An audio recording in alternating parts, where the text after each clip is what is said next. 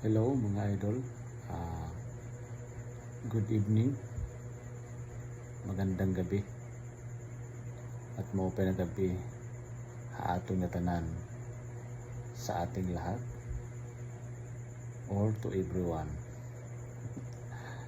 So yun, napa-English ng bagya.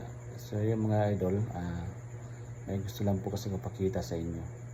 So ayan, no, kung nakikita nyo po yung nasa likod ko na box. So matangkad po siya mga na box mga idol. Bali ang speaker niyan na malalaki, T12. T12 sukat niya is 2. Tapos kung pansin nyo naman yung butas na yun na 3 sa taas. Dati may mga ano dyan, mid-range, tsaka ang tawag ko pa dito ibang yun, nakalimutan ko na eh. Basta yung maliliit na speaker na yan, yung nagpapaganda sa tunog is wala na mga idol, puro basag. So tinanggal ko na lang yan, kaya ganyan dahil tinanggal ko na rin pala kasi nga sagwa ng tunog.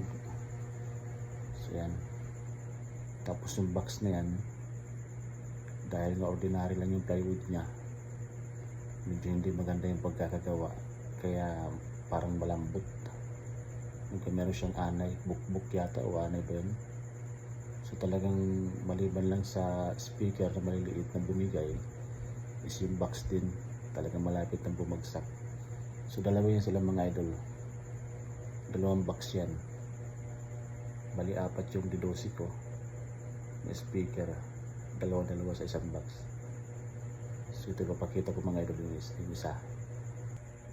So ayan mga idol, ano,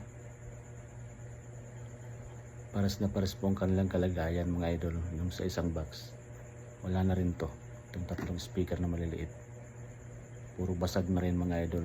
Sabagay sa tagal na rin kasi mga idol na talagang sulit na rin yung pagkakagamit sa kanila dahil mga na 4 hanggang 5 taon na siya eh.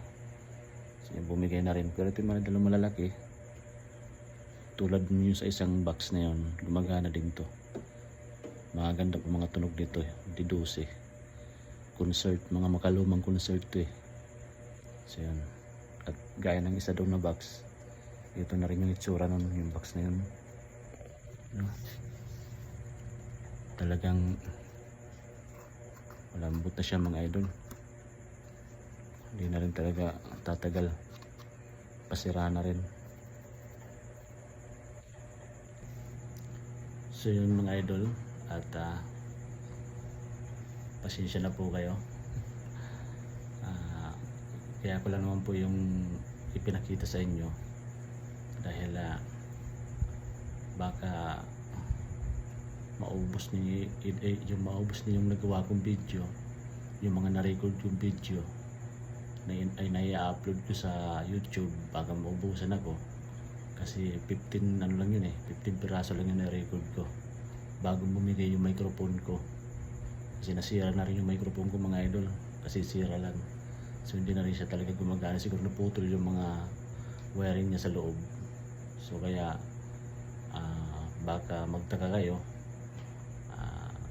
siguro mga 2 linggo, 3 linggo simula ngayon hindi na muna ako makapag-upload sa YouTube kasi nga baka maubos na yung na-stock ko nga na-record yung mga kanta, sa kadahilanan na maliban lang sa mga speaker na maliliit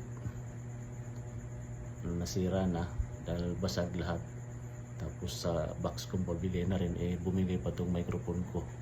So talagang medyo papahinga muna mga idol, siguro pag wala pang ipapagawang pera, budget, kasi wala pang trabaho eh, nag-aantay pa lang po ako ng tawag sa aking trabahong papasukan. Sana po ay matanggap ako para sa unang sahod ko o di kaya sa pangalawang sahod ko magawan ko na to ng paraan, may pagawa ko na at saka makabili ako ng bagong microphone mga idol. Talagang hindi man ako ganun kagaling kumanta, pero talagang napakahilig ko kumanta, kaya nagkameron ako ng ganito mga gamit. So yun nga lang, sa tagal talaga ng panahon, yung gamit kasi nasisira naman talaga yan kahit anong ingat mo. So yun, natanggap ko na yun. Kaya ang mangyayari, magka-budget, paggawa na lang ulit bila ng bago. So yung mga idol siya nga pala, maraming salamat sa inyo sa mga makakapanood ditong video na to. Wag po sana kayo magtaka kung medyo titigil ako ng bahagya kung sakaling hindi ko mapagawa kagad tong mga nasirang gamit ko sa ginagamit kong pagbablog. Yun mga idol, ingat na lang po kayo palagi. Sana ay maging maayos lang ang inyong kalagayan, maging ligtas kayo sa inyong paroroonan. Maraming salamat po mga idol sa inyong lahat. Maraming salamat. Thank you. Bye bye.